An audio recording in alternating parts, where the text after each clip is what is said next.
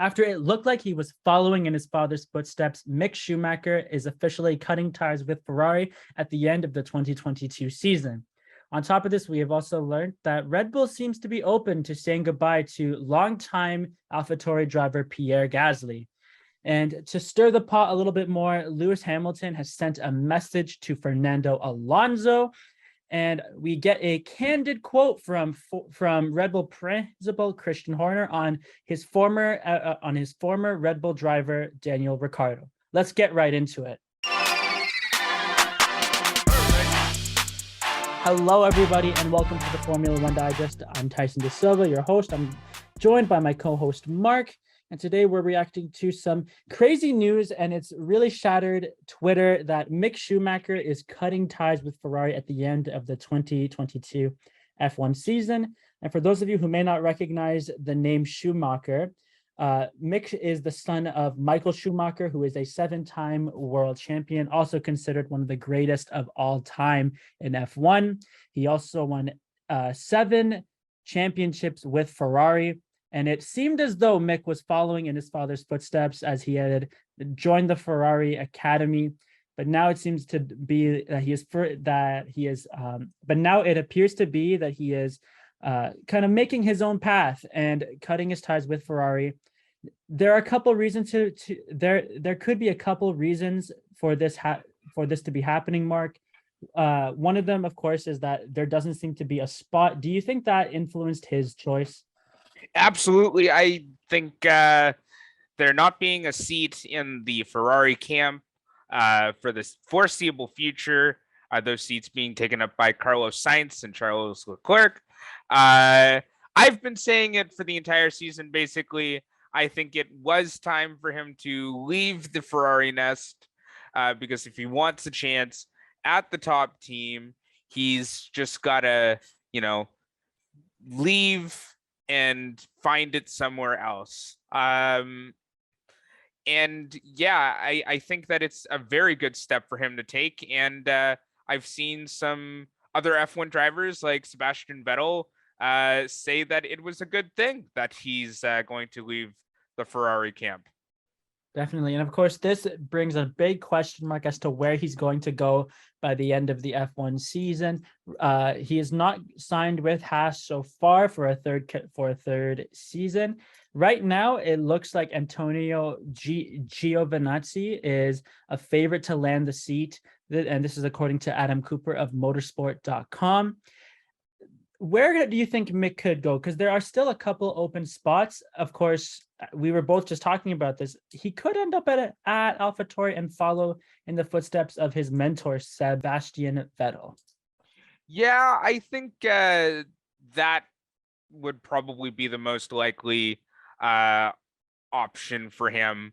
There seems to be 2 drivers with a great skill set in Formula One in Pierre Gasly and Yuki Tsunoda, but their progress this year hasn't really been as good as a lot of us thought it would be. The new 2022 car, I thought personally that Pierre would be right at home in this car, and the same with Yuki Tsunoda. And the similar kind of story for Pierre Gasly. I think it's time for him to look for an opportunity at another team because he had his shot at Red Bull. It didn't really go to plan. And, I think there are a few options that he could take this upcoming season, or next season, I should say, and his future. And I think he should start looking towards his future because he's already in the prime of his career right now. No, I definitely agree with that. And of course, we recently also discussed the potential of Colson Herta, who, for those of you who don't know, is a IndyCar driver who has a lot of potential as another candidate to join AlphaTauri. I think that there is a very strong chance that AlphaTauri cut Gasly and Tsunoda at the end of this year and try to go for a Schumacher-Herta AlphaTauri team for 2023. There is a lot of potential on that team, Mark. And of course, this would give Pierre a shot to potentially go to another contending team, or at least a team where he can be their number one driver. And of course, we'll get into that a little later. But sticking to Mick Schumacher, as we both know, Red Bull and Porsche do have a partnership that is supposed to happen in the next couple of years. Do you think that Red Bull is looking and saying it could be incredibly lucrative for us if we develop Mick Schumacher into a great driver at AlphaTauri, bring him up once Sergio Perez's contract is up, and then we have a German driver driving for a Porsche engine? Yeah, I think this option is very, very likely, actually. And, having talked about it earlier, I think that, even the sponsor that Haas brought in, they wanted a German driver on the team. That would be Mick's personal sponsor, One And, I believe it is. I'm not too sure about that, but that's his personal sponsor, and they wanted a German driver to be on the Haas team when they were signing him to his rookie contract. Porsche, being the German manufacturer, coming in to become the new power unit partner with Red Bull and their Red Bull powertrains program, I think it would be great to have another German driver, another legendary German driver, join the team. And you know what? That could shoe in very nicely with Sebastian Vettel, quote unquote, returning to the team. I think that, where Mick goes, I think Seb is probably going to end up following him, where the relationship is so close, and Seb is sort of a advisory parental figure to Mick. I like this opportunity for Mick. But one question that does loom large for me is that is AlphaTauri going to take that same engine deal? Because I don't know if they were tied into that entire Porsche Red Bull deal, or if they were kind of an afterthought in that deal. Do you know the answer to that? I do not, but I would imagine that because it's only a couple of years away, if they sign Mick now, hopefully by the end of Sergio Perez's contract, he's ready to retire or take a lesser role. Then by the time it's time to bring Mick up in 2 years' time, then he'll be driving for the senior team, which will have the Porsche engine, and that's a guarantee. Yeah. Okay. Yeah, and of course there is the possibility of Colton Herta, but again, until we know for sure, this is all based on speculations and rumors that are flying around. But of course, if Mick Schumacher gets a seat at AlphaTauri, there is a question of one of the drivers leaving. And of course, one that has been rumored to be leaving is Pierre Gasly. And as we have discussed in previous videos, Pierre Gasly was initially thought to be off limits to any team thinking of signing him. But now it seems as though Helmut Marko and Red Bull are open to letting Pierre go for the right price. And according to an article by Michelle Foster, who writes for Planet F1, though it was believed about a month ago that Gasly was locked in, as there are no exit clauses in his contract. If Alpine were to want to replace Pierre with and put him in their driver lineup for 2023, they could definitely throw a lot of money at Red Bull's way, especially if they win this case they have with Oscar Piastri, who is currently in a hearing with the F1's contract recognition board. And it is being speculated that if Alpine wins, Piastri will still go to McLaren, and they can use that compensation to get Gasly and kind of force Red Bull to let him go, because they will basically be paying for Gasly. That sounds very interesting. I think it would be a great option for Gasly to take that. He, like I said earlier, is another driver that I believe needs to leave the Red Bull camp. He already had his opportunity in the top seat, and he kind of squandered it. being replaced halfway through the season, and that's not something we've seen since. No driver since him in 2019 has been replaced, and there have been a lot of drivers that probably should have been replaced mid-season. I won't name any names, but yeah. So I think that Marco is really kind of recognizing his error and, giving Pierre as well as the team both the option and opportunity to part ways in a very amicable way and, go on without, damaging the relationship too hard. But yeah, I think it would be a great opportunity for him, maybe even sit on the sidelines at the Alpine team, kind of like what Esteban Ocon did when he was at Mercedes, and wait until maybe Ocon leaves the team and he could be their replacement. Well, he may have to wait until Ocon leaves, because one thing that, of course, is not maybe really well known, but something that Foster does mention is that the one downside to Gasly joining Alpine, if Esteban Ocon is also the driver next to him, is that their relationship is not the best, as they're two longtime rivals that don't have a lot of love for each other due to a lot of childhood rivalry. So it would be really interesting to see the dynamic if Pierre does get bought by Alpine and is paired alongside Esteban Ocon for next year. But speaking of rivalries and, of course, a lot of relationship issues, Lewis Hamilton is stirring the pot, Mark, and he does this through an Instagram post. Social media has become a place where people can just air a lot of their dirty laundry. And of course, Lewis used his sense of humor in this one, as he posted a picture of a signed Mercedes hat and wrote to Fernando.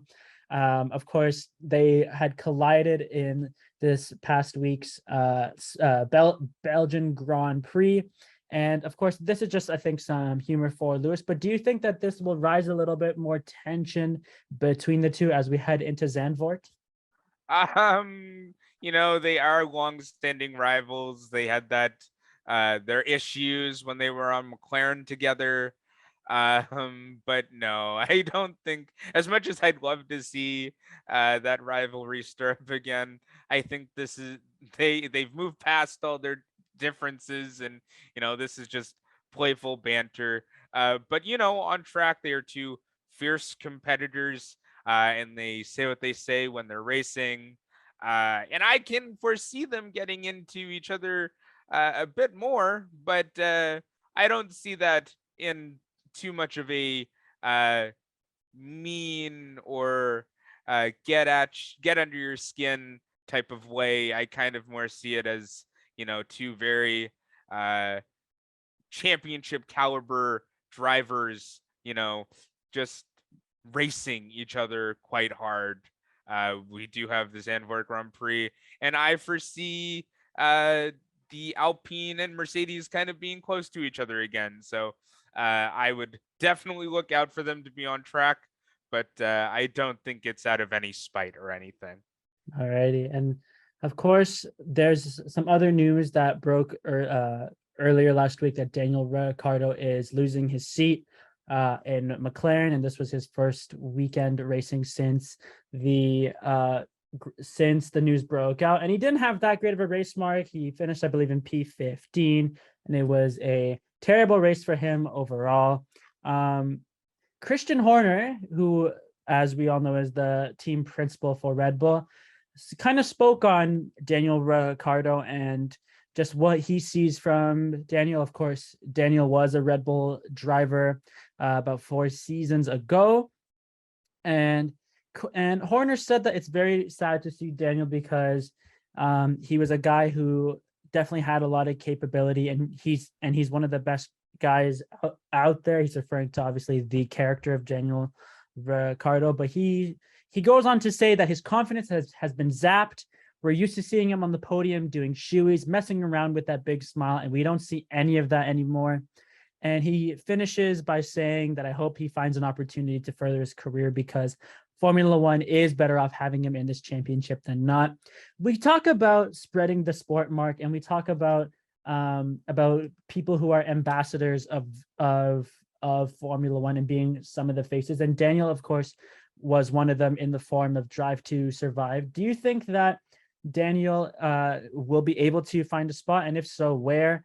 And of course, what do you think that we can expect from Daniel Ricciardo in this last half of the season and in the future? Why, to answer the last question there, I hope to see some fireworks come out of him in the last half of the season. We do have Monza coming up, a track that he's known to be good at and won with McLaren at. But I honestly don't know where else he can go right now. He's kind of put himself in a very sticky situation, having severed ties with not one, but two top tier teams in the form of Alpine and Red Bull. Alpine being his most recent team to be driving on. And, although they don't have the same team principal as they did when Daniel was there, there still might be some animosity or icy air in that garage. So there doesn't seem to be a plausible situation unless he wants to downgrade and gamble much the same way he did moving to McLaren. But yeah, he would be a very, very flamboyant face to lose in the F1 paddock. I know I got into Formula One through watching Drive to Survive and seeing just how expressive that Daniel was, and just how much of a character he is. And it would be a shame to lose him, but at the same time, it would be a great opportunity for a racing series like IndyCar to gain. They already have a couple ex F1 drivers among the ranks, and the marketability of IndyCar is growing, much the same as the marketability of F1. And there could be an opportunity for a IndyCar Drive to Survive series. But who knows? Definitely. I think that there's going to be a lot of questions until we get a real answer about the future of Daniel Ricciardo. Of course, a team that's been rumored to have an interest in him is Williams, as they probably look to get rid of Nicholas Latifi at the end of this year. That's not confirmed, but it's highly speculated that Nicholas is done at the end of this year.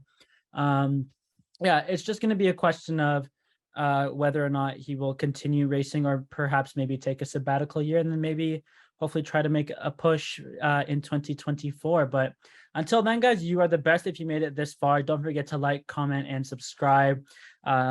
We appreciate all the support, and we look forward to seeing you guys in the next video.